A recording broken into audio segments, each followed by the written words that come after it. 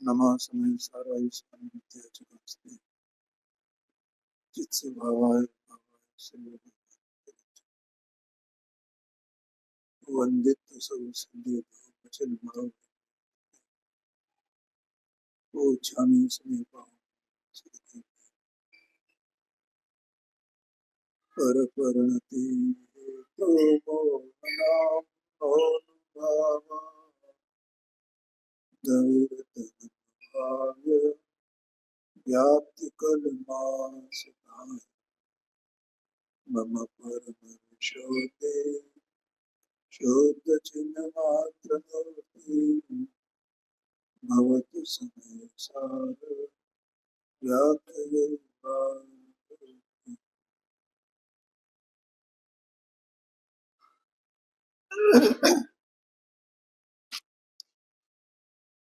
आज 266 नंबर का कलश स्वाध्याय में चले। ये वो अपन इसको पढ़ते हैं पहले। ये ज्ञान मात्र निज भाव कंपा विषय एकत मात्र पतित मोहा ते सारगत मध्यम भवन्ति श्रीता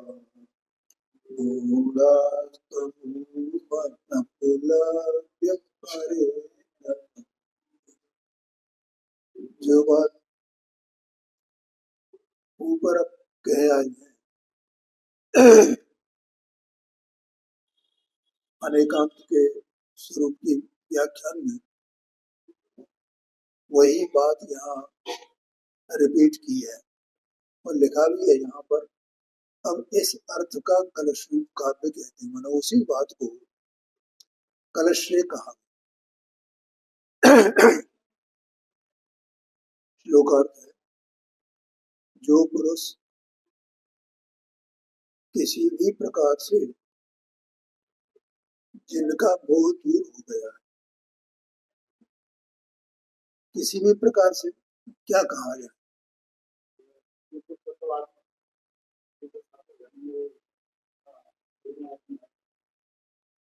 जो पुरुष, हाँ पुरुष माने आत्मा, जो पुरुष किसी भी प्रकार से जिनका मोह दूर हो गया है,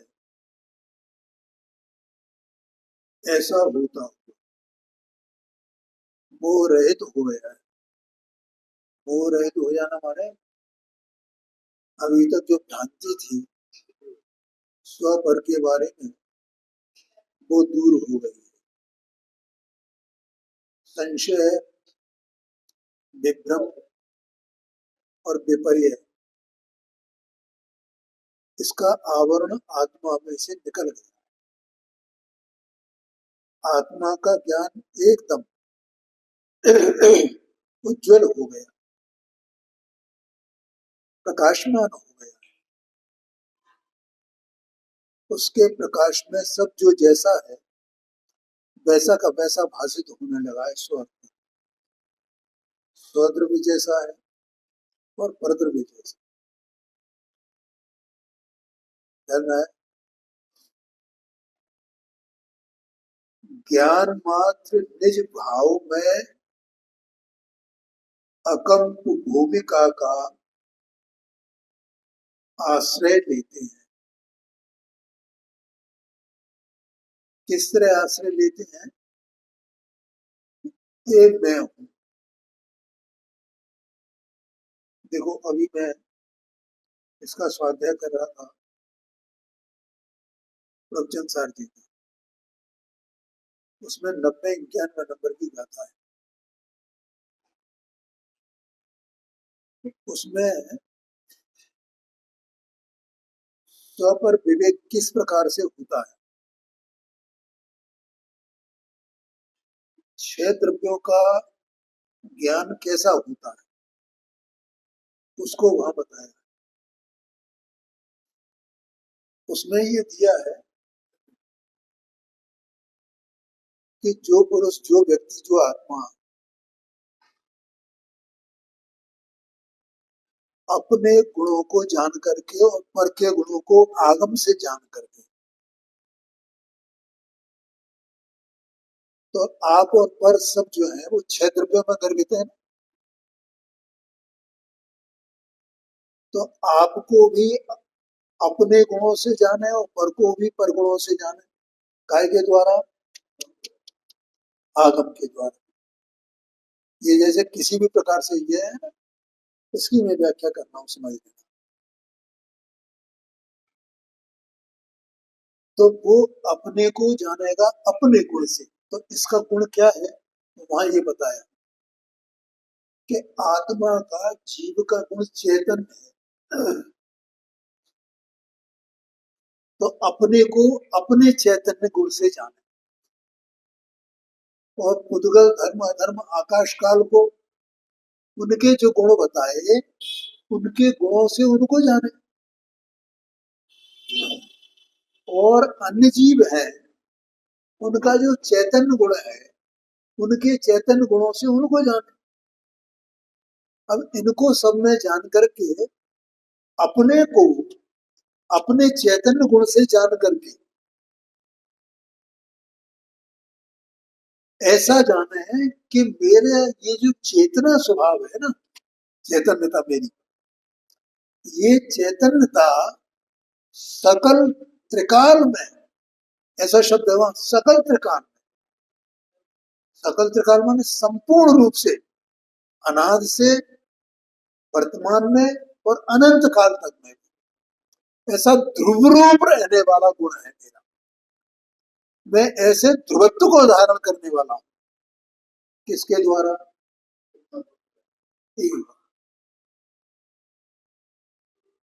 किसके द्वारा? चेत माने मैं अपने ध्रुवत्व को धारण करने। और इसी प्रकार से अन्य अनंत जो जीव राशि है वे भी सब अपने अपने चैतन्यता द्वारा अपने अपने ध्रुवत्व को धारण करते। और इसी प्रकार मुदगल धर्म धर्म आकाश काल ये सब सभी द्रव्य अपने अपने जो जो उनके गुण हैं उन उनके द्वारा वे अपने अपने ध्रुवत्व को धारण करने वाले हैं। क्या? कैसे?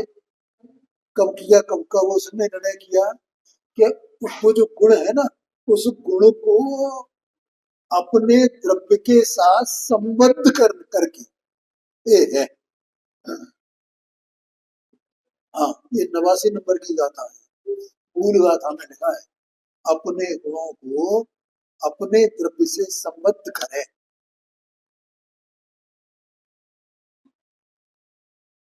आया करिए।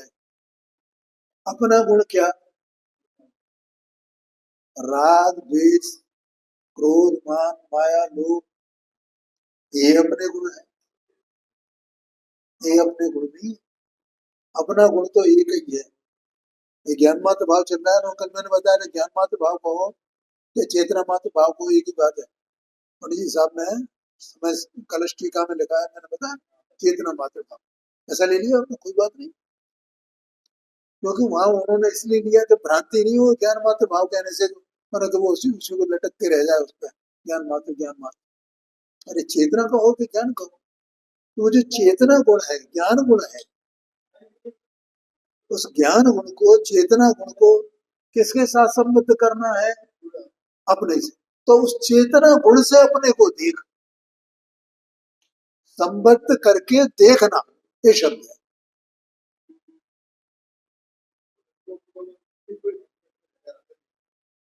क्या कहा? कैसा देख? किससे? किससे देख? अन्य किसी से नहीं, अपने चेतना गुण से अपने को संबद्ध कर उससे जोड़ दे। मैं त्रिकाल में तब वो जानता है, मैं सकल त्रिकाल में इस चेतना रूप वर्तता हुआ इस चेतना गुण के द्वारा द्वारा द्वारा, ऐसे शब्द है वो, ध्रुवत्व को धारण करने वाला।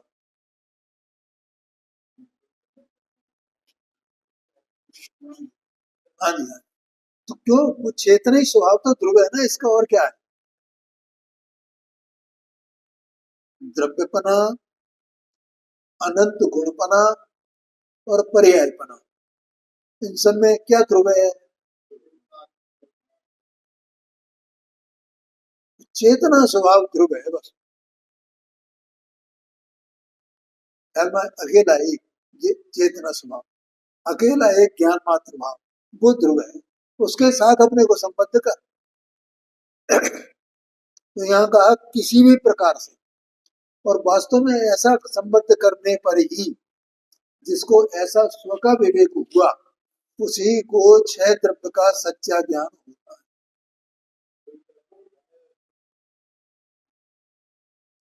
आया कि नहीं आया? तो छह द्रव्य का सच्चा ज्ञान वो व्यवहार कहा जाता है। आ गया समझे? निश्चय व्यवहार की बात। और अपना ज्ञान वो निश्चय कहा जाता है। तो जहाँ व्यवहार लगा वहां निश्चय, ये बस, यहाँ ये निश्चय वहां ये व्यवहार, इस प्रकार से। बल्कि व्यवहार से निश्चय को जानोगे तो और अच्छा लगेगा, जल्दी सरलता होगी। ये व्यवहार है तो निश्चय ही हुआ, ये व्यवहार है तो निश्चय ही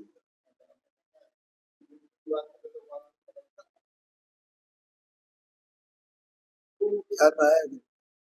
देखो क्या कहते हैं, ज्ञान मात्र, अब यहाँ वो वहां चेतना का, ज्ञान मात्र निज भाव में अकंप भूमिका का आश्रय लेते हैं। ख्याल में आया ना? देखो वहां का संबद्ध करना, तो यहाँ आश्रय करना। बस ये जो जानने वाली ज्ञान की जो पर्याय है, ये ज्ञान स्वरूप आत्मा, और ज्ञान स्वरूप आत्मा की जानने वाली पर्याय, ये पर्याय किससे जुड़ जाए? अपने ध्रुव जो ज्ञान मात्र भाव, बस उससे जुड़ जाना, इसका मतलब उसका आश्रय करना। हाँ जी, हाँ जी, हाँ जी। ये राग से जुड़ी हुई है, विकार से जुड़ी हुई।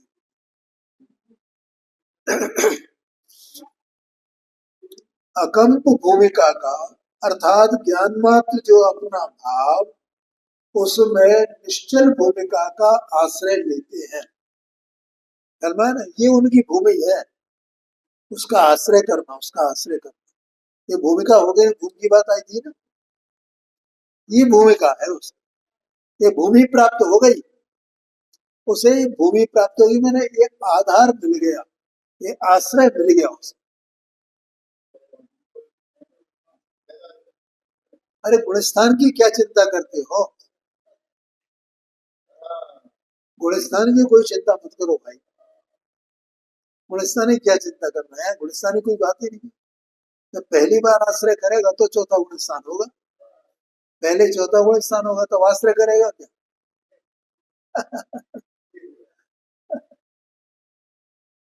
आया समझ में? हाँ, आश्रय लेते हैं। आश्रय लेने का अर्थ सही समझ में नहीं है। देखो देह मन वाणी तो आत्मा है नहीं।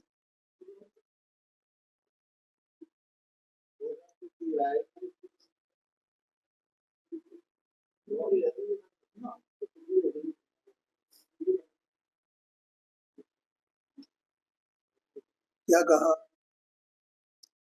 आश्रय लेते हैं माने क्या? माने वो ज्ञान की पर्याय बस अपने ज्ञान स्वभाव, ज्ञान स्वभाव को पकड़ लेता।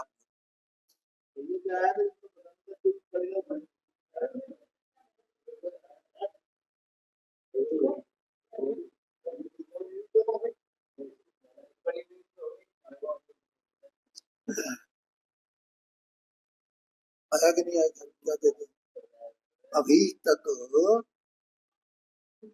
हाँ, अब बंद करो से कथा को। अभी तक आत्मा तो है, इतना तो अपने को लगता है कि नहीं लगता? आत्मा है और ये ज्ञान स्वरूप है, ये भी लगता है कि नहीं लगता है? क्योंकि ज्ञान अपने को प्रत्यक्ष अनुभव में आता है सबको ही। कि हाँ मैं जानता हूँ, इतना तो अनुभव में सबको आता है। अब अपना ये जो ज्ञान है जो अपने अनुभव में आता है कि मैं जानता हूँ, तो ये ज्ञान, ये जानना, ज्ञान कहो कि ये जानना कहो, ये पर का आश्रय करना, करता आया है। पर का आश्रय कैसे करना? कि जानने में आश्रय करना। कि ए में हूं, ये जानने में आश्रय हुआ। देहादिक में, देहादिक को अपना जान रहा है ना, तो ये जानने की अपेक्षा से आश्रय हो गया ना। ये जो विकल्प चल रहे हैं ना, ए में हूं, क्रोध मान माया लोग जो उत्पन्न होते जा रहे हैं, मायाचारी मैंने की, अपने को ज्ञान होता है कि नहीं होता उसका? कोई चोरी का कार्य करे, कोई ईमानदारी का कार्य करे, तो अपने को ज्ञान होता है कि नहीं होता है? देखो मैं कितना ईमानदार हूँ। तो ये ईमानदारी वाली राग वाला राग, ये चोरी का राग, ये द्वेष, किसी से घृणा करना, किसी द्वेष करना, इन सबका अपने को ज्ञान होता है कि नहीं होता? ये मैंने किया, ये मैंने किया, ये मैंने किया, ज्ञान होता जाता है ना उस समय। हाँ जी। तो ये ज्ञान अपेक्षा से इन सबका आश्रय है, क्योंकि ये ज्ञानोपयोग इनके अभिमुख रहता है।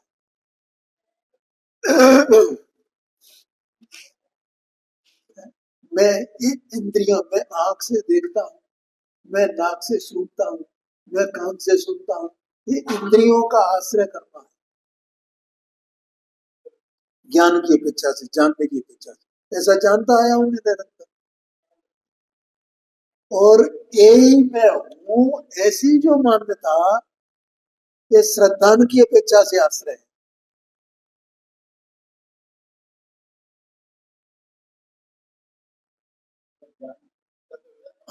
अब ये श्रद्धान की अपेक्षा से आश्रय हो गया। ये आश्रय को बता रहा हूं मैं, आश्रय का अर्थ क्या है। अभी भी ये आश्रय करता है कि नहीं करता है? ये आश्रय कर रहा है मानने जानने की अपेक्षा से, और आचरण में आश्रय कर रहा है। सुख मैंने, मैं सुखी हुआ, मैं दुखी हुआ, मुझे हर्ष हुआ, विषाद हुआ, ये सब उसमें बरत रहा है ना, उसमें निमग्न है ना। उससे भिन्न मैं ज्ञान स्वभाव हूं ऐसा नहीं जाना ना, उसमें बरता नहीं ना। जो ज्ञान का और श्रद्धान का कार्य है, उसी में जो निरंतरता है, उसी का नाम आचरण है। क्या कहा? उसमें जो निरंतरता है ना, वही तो आचरण। अब श्रद्धा ज्ञान का विषय कौन बन जाए? आत्मा। तो वो आत्मा का आश्रय हो गया ना, और उसकी निरंतरता बनी रहे श्रद्धा ज्ञान की, वो आचरण हो गया ना। उनमें भेद नहीं रहा ना।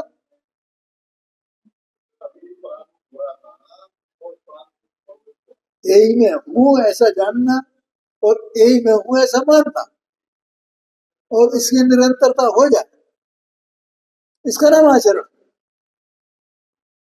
आचरण कोई लक्ष्य नहीं है। कल मैं एक गाथा है भैया, भाव भाव में शायद, वो वहां जो लिखा है, उसकी निरंतरता बस। तो दोनों अभेद हो गए आत्मा के साथ में, इसका नाम चारित्र है।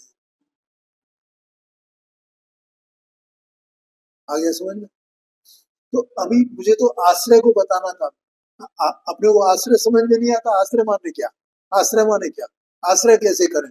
आश्रय कैसे करें? अरे तुम अभी आश्रय कर रहे हो ना, अब उसका आश्रय छोड़ करके अब क्या करो? अपना जो त्रिकाल ज्ञान मात्र भाव, जो स्वभाव, चेतना मात्र जो स्वभाव, उसका आश्रय करो।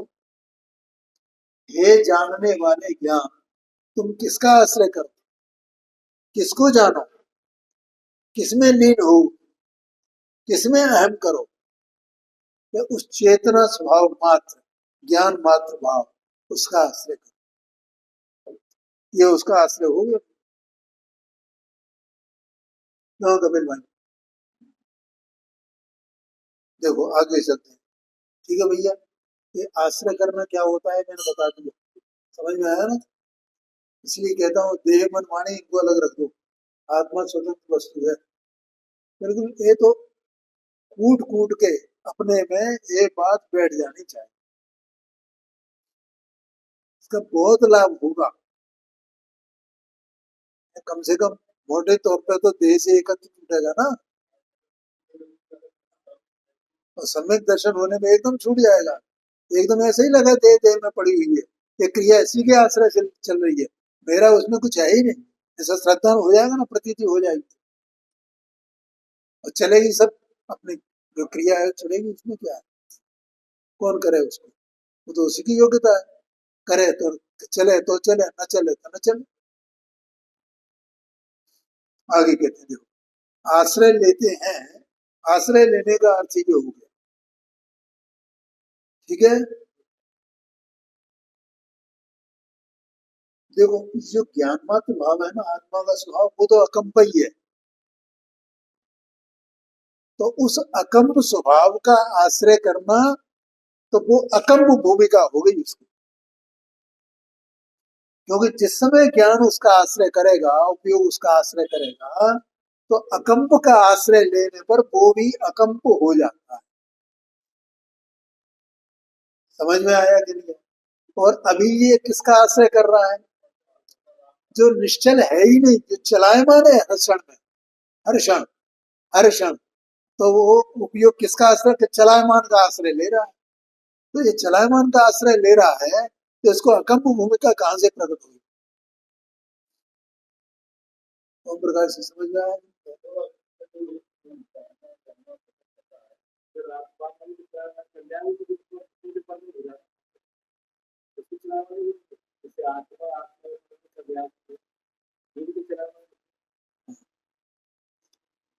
देखो, कोई बात नहीं, कोई बात नहीं, शांति से।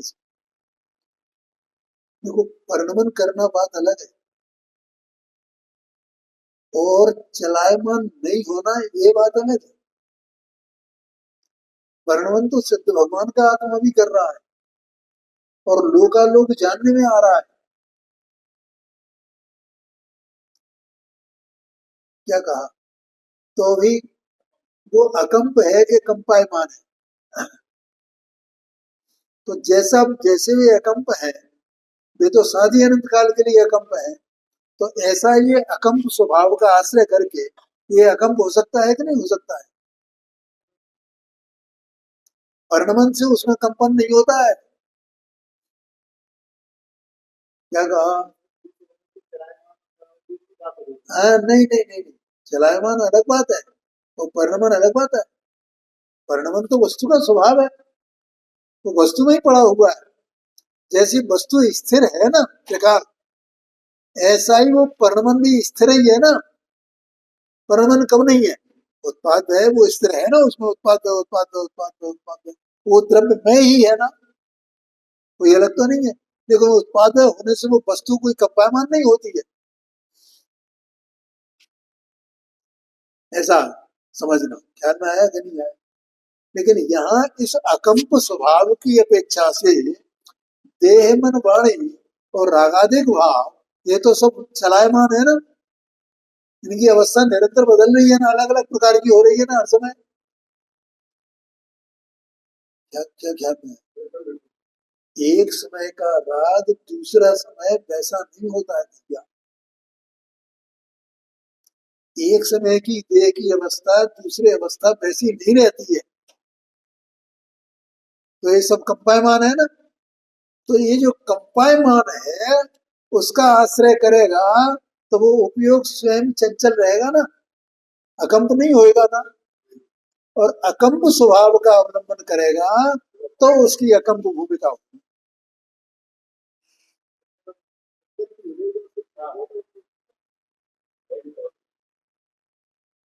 देखो, ये समय सारथी शास्त्र है ना, अपन जब इसका मंगलाचरण करते हैं, तो मंगलाचरण क्या दिया कुछ देव? ध्रुव, अचल और अनुपम गति पाए हुए सब सिद्ध है। अब सिद्ध भगवान ध्रुव है,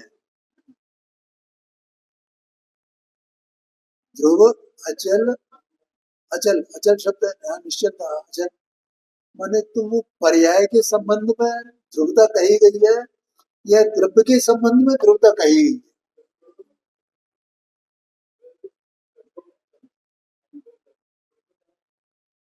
है? ध्रुव कौन? पर्याय के द्रव्य?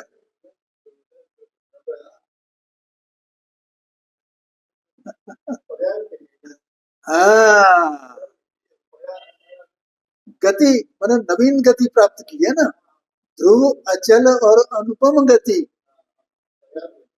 तो गति तो पर्याय हुई ना, पंचम गति ऐसा कहा जाता है ना। तो वो ध्रुव है, उसको ध्रुव क्यों कहा जा रहा है? अचल है, अकंप है, क्यों कहा जा रहा है? क्योंकि ध्रुव का आश्रय लिया तो वो पर्याय ध्रुव हो गई है। अचल का आश्रय लिया तो पर्याय अचल हो गई।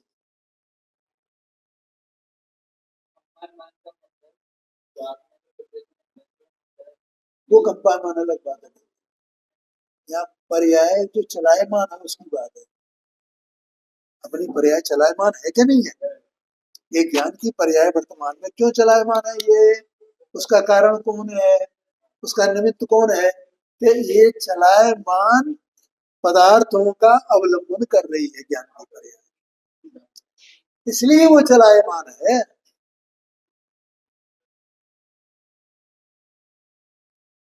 आया कि नहीं आया? हाँ जी। हाँ, उसका आश्रय कर रही है ना। यहाँ आश्रय का अर्थ चल रहा है, आश्रय माने क्या? देखो,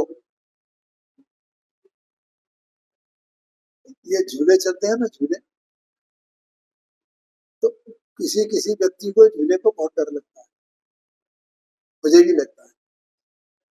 तो झूला चलता है तो चलता हुआ है ना झूला, तो चलते हुए झूले का आश्रय करता है तो डर लगता है। तो कोई डरे, डरता होए तो उसको क्या कहते हैं लोग दूसरे शब्द में, भैया आंखें बंद कर दे तू तो।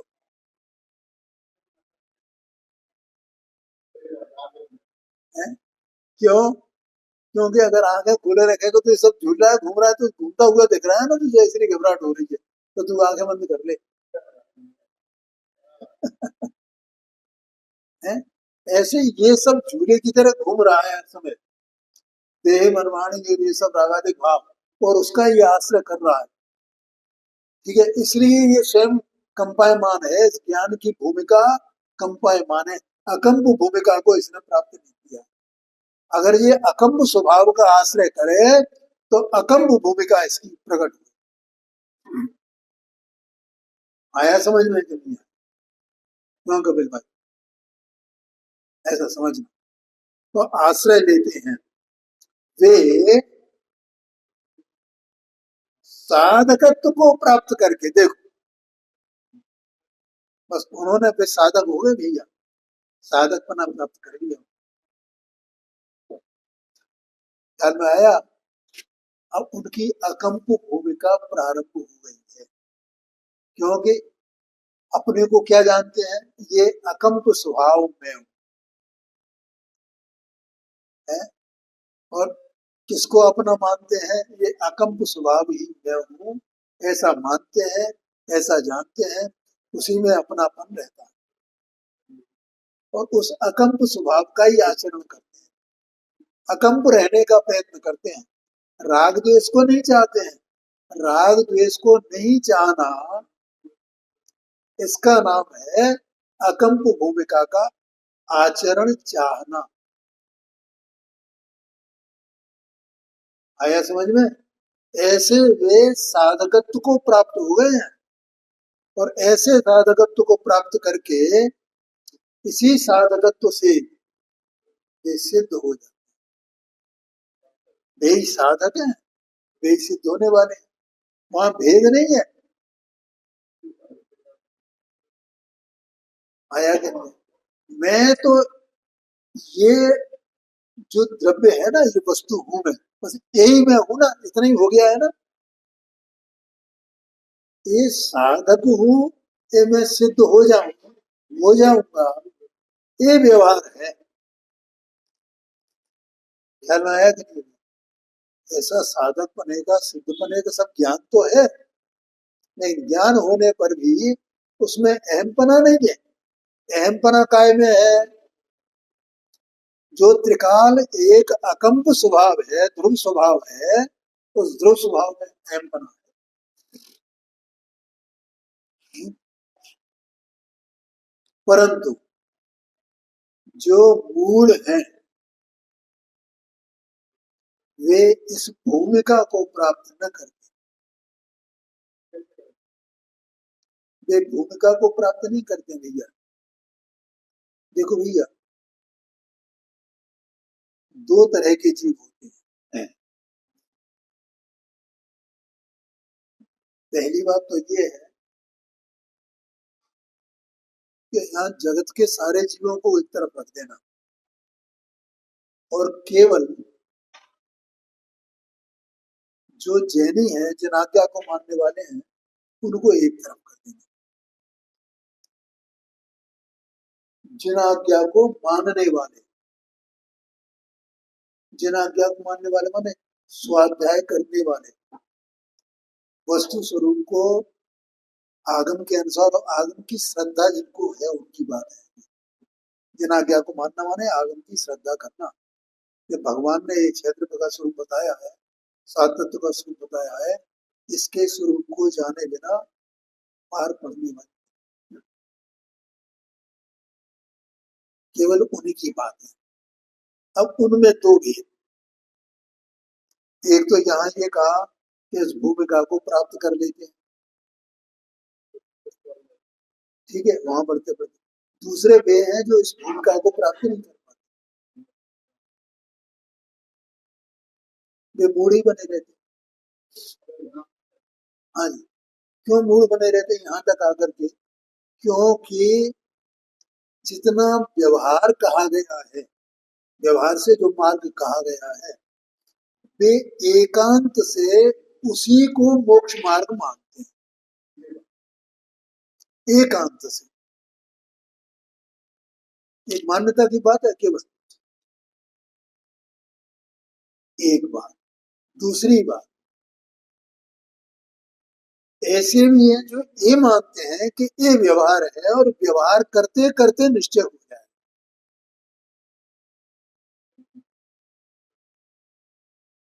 ख्याल में आया है जी?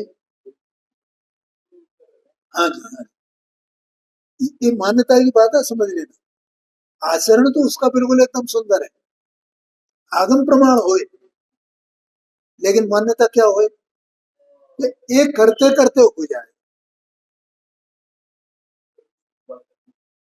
बहुत सूक्ष्म बात है। दूसरा वो है जो ये सब करता है, लेकिन मैंने वहां तक की बात है, ये मैं मतलब पराकाष्ठा क्या हो सकती है, लेकिन ये नहीं मानता है कि ये करते करते हो।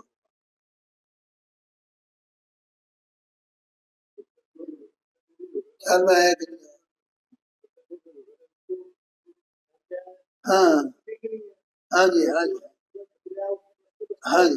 वो ये जानता है कि ये करें कोई बात नहीं है, लेकिन जब तक मैंने इसकी उपेक्षा करके अभिप्राय में, और आत्मा को जैसा भगवान ने कहा है, बताया है, वैसा स्वरूप जब तक मैं नहीं जानूंगा, उसको प्राप्त नहीं करूंगा। ये साधन तो अपने माने बाहर के झंझट छोड़ने के लिए है, सब त्याग। अपने उपयोग को अपने आत्मा में लगाने के लिए, उसी एक काम में लगाने के लिए है ये सब, ये उपाय तो।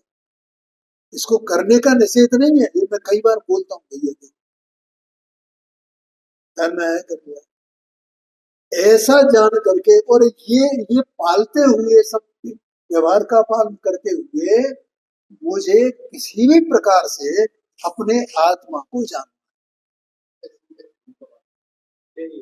वो जीव उस भूमिका को प्राप्त करता है, वो साधक पने को प्राप्त करता है, कर जाता है। हाँ जी, हाँ जी, हाँ, ध्यान में आया। और जो एकांत से यही माने बैठा हो, बिल्कुल पूरी तरह प्रमादी होकर के, क्या नहीं ये करते करते ही अपने आप निश्चय हो जाएगा, तो वो प्राप्त नहीं कर पाए। ध्यान में आया कि नहीं? हाँ जी, हाँ जी। देखो ये इसमें आगे आने वाला है, वो अगले कलश में ये चर्चा आने वाली है, इसलिए मैं उसकी भूमिका बना रहा हूँ। एक बात। दूसरी बात,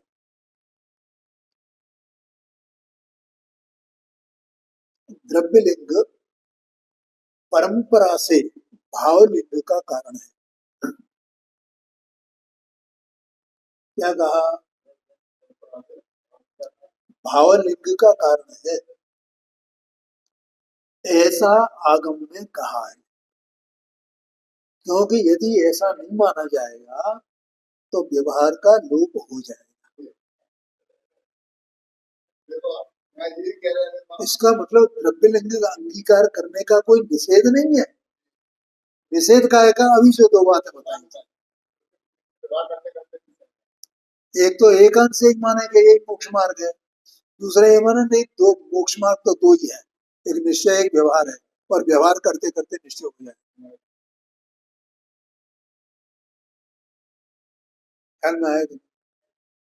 तो उन्होंने द्रव्यलिंग तो अंगीकार किया, लेकिन उनकी मान्यता उल्टी थी। अब दूसरा ऐसा है जो द्रव्यलिंग को अंगीकार तो करता है लेकिन ऐसा मानता नहीं है, तो उसको वो द्रव्यलिंग भावलिंग का परंपरा कारण हो सकता है। ख्याल में आया? ये एक बात। अब दूसरी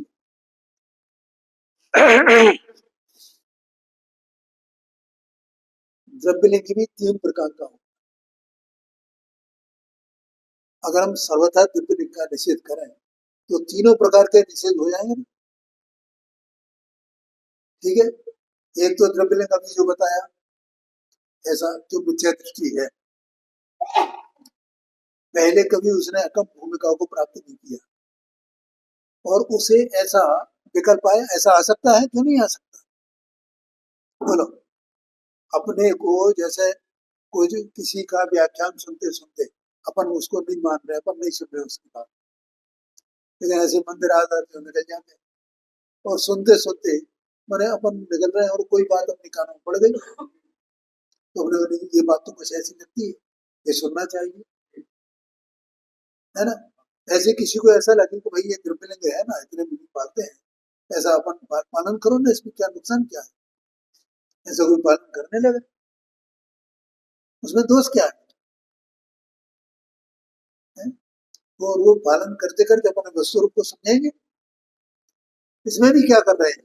अगर अपनी शक्ति है तो उसका पालन करें ना, जिसकी शक्ति नहीं वो नहीं का पालन करे, अपनी शक्ति है तो अपन का पालन करें, तो ऐसा पालन करने लगे है मिथ्या दृष्टि, और वो ऐसे कम भूमिका को प्राप्त करे, तो उसके लिए वो परंपरा कारण हो गया ना भागने का। दूसरा एक ऐसा है जो चौथे गुण स्थान बढ़ती है,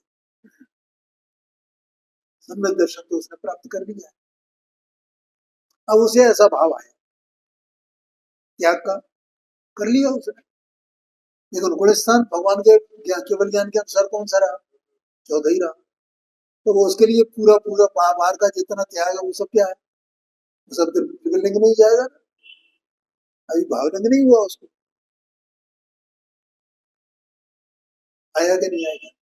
और वो भावलिंग नहीं हुआ, लेकिन वो उसके भावलिंग का परंपरा का कारण है, क्योंकि वो उसने त्रिलिंग प्राप्त किया और ऐसा पालन करते करते उसका उपयोग जो है वो सातवें गुण स्थान में पहुंच गया, पांचवें गुण स्थान में पहुंच गया, सातवें गुण स्थान में पहुंच गया, तो सातवें गुण स्थान में पहुंच गया तो उसको भावलिंग हो गया कि नहीं हो गया? हो गया। ये परंपरा कारण है, द्रव्यलिंग भावलिंग का परंपरा कारण, इसलिए द्रव्यलिंग से एकदम वो नहीं करना भैया, वो तो उसके लिए जो एकांत से मूल है, और ये कितनी क्रिया करे है? और वो एक बात तो ये, दूसरी बात ये है कि वास्तव में वो द्रव्यलिंग जो है, जिसको भावलिंग होगा उसको द्रव्यलिंग भी होगा कि नहीं होगा, लेकिन वहां मोक्ष का कारण कौन है? द्रव्यलिंग कारण है का भावलिंग कारण है, इसलिए उसका वो किया जाता है, माने उसके उसकी उपेक्षा की जाती है द्रव्यलिंग की। लेकिन वो द्रव्यलिंग सर्वथा वो ऐसा नहीं है कि वो सर्वथा ही मतलब वो उसकी निंदा की जाए, निंदनीय नहीं है वो। आगम में तो उस द्रव्यलिंग को पूज्यपना भी कहा गया है। क्या कहा है? ऐसा समझना भैया, जो वस्तु का जैसा स्वरूप है क्या करें, है? तो हम मुमुक्षु लोग द्रव्यलिंग के नाम में नाग मोह से कोड़ने लगते हैं, ऐसा नहीं समझना।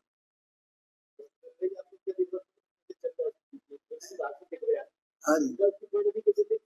हाँ, नहीं नहीं, वो ठीक है, अपन तो ये बस स्वरूप को अपने को समझना है, अपने चित्त में ऐसी बात नहीं रखना, यथार्थ वस्तु का स्वरूप क्या है वो समझ।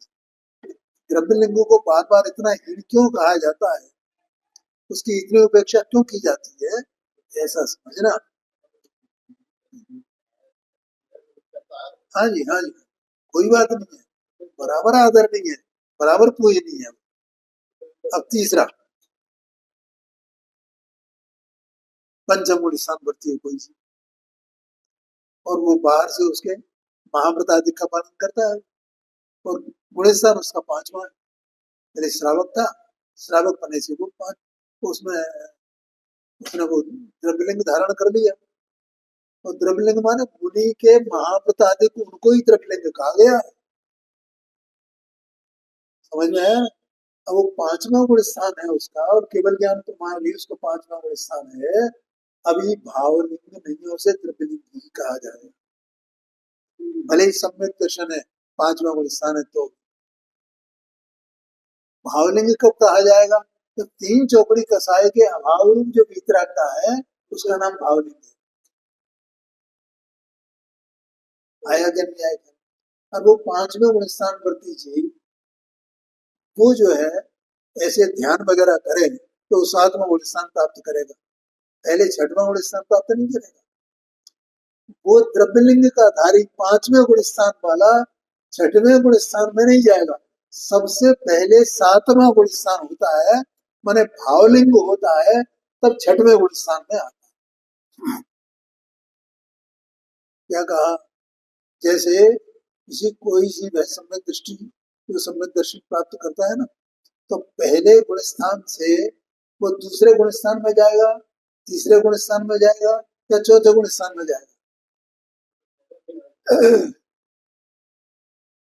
तो पहले सम्यक दर्शन प्राप्त करते हुए पहले कर्ण रत्नी में तीसरे गुण स्थान में जाएगा ना, फिर तीसरे गुण स्थान में जाएगा ना, तब चौथा गुण स्थान होगा ना। तो ऐसा नहीं है, पहले से सीधा चौथे में जाता है, चौथे से लौट करके दूसरे तीसरे में आता है। ऐसे ही पहले से चौथे से पांचवें से जो द्रव्यलिंगी है वो सीधा सातवें में जाता है, फिर लौट करके छठवें में आता है। तो भावलिंग होने पर जब छठवें गुण स्थान में आएगा तो उसको वो द्रव्यलिंगी कहा जाए। आ गया समझ में कि नहीं आया? ये व्यवस्था है।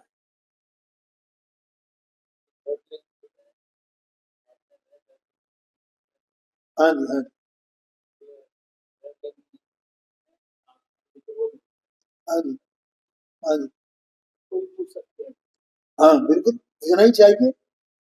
आपको क्या पता कि वो चौथे गुण स्थान बढ़ती है कि पांचवें गुण स्थान बढ़ती है कि पहले गुण स्थान पर, तो केवल ज्ञान करने बात है ना। आपको क्या पता, बाहर से तो उसका निरक्षर पालन वैसा का वैसे ही है जैसे भावलिंगी का होता है। अरे कोई ज्ञानी धर्मात्मा चौथे गुण स्थान बढ़ती हो ना, वो भी पता नहीं लगा सकता है।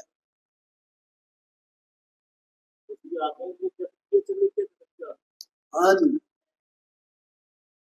आया कि नहीं आया, इसलिए वो त्रिवलिंग पूज्य है, लिखा है मोक्षणा प्रकाशित है जी।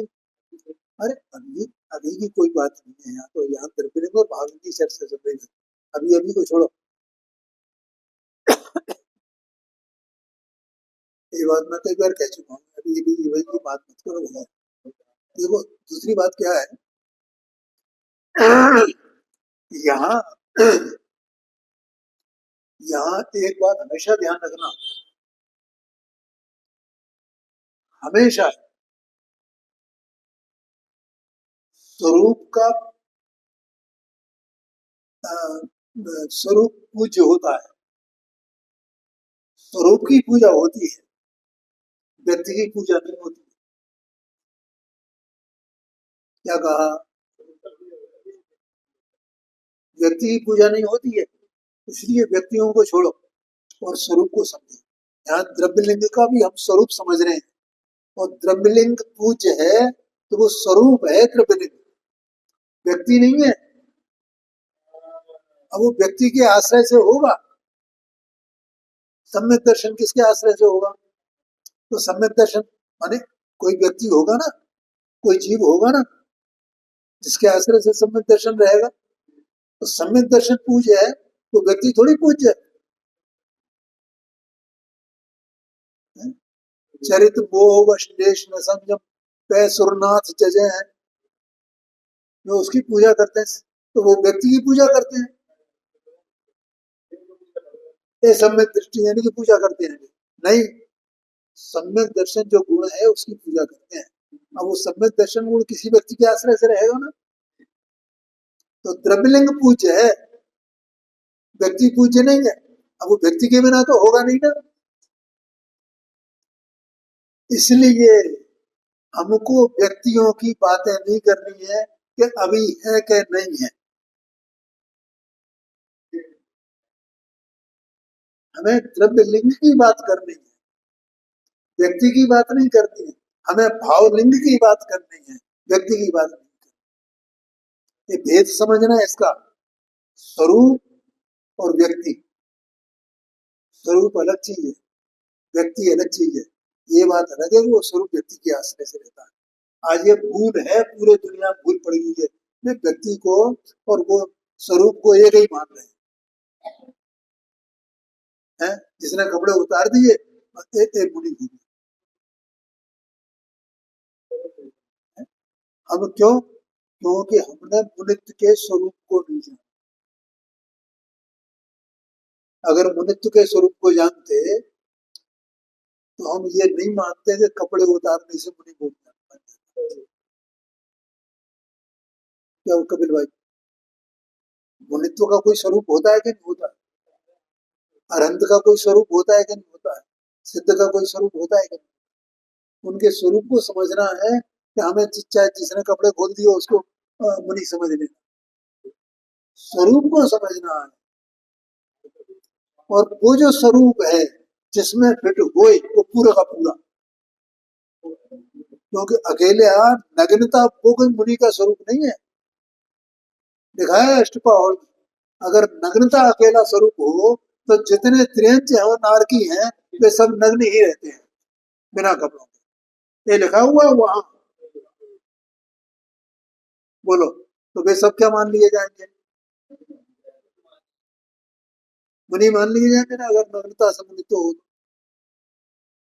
ये सिद्ध हो गया ना, इसका मतलब कोई स्वरूप है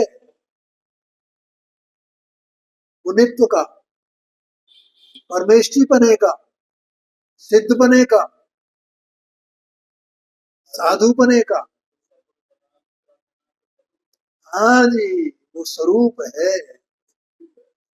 वो पूज्य है, ऐसा समझना। आगे ही चर्चा करते हैं।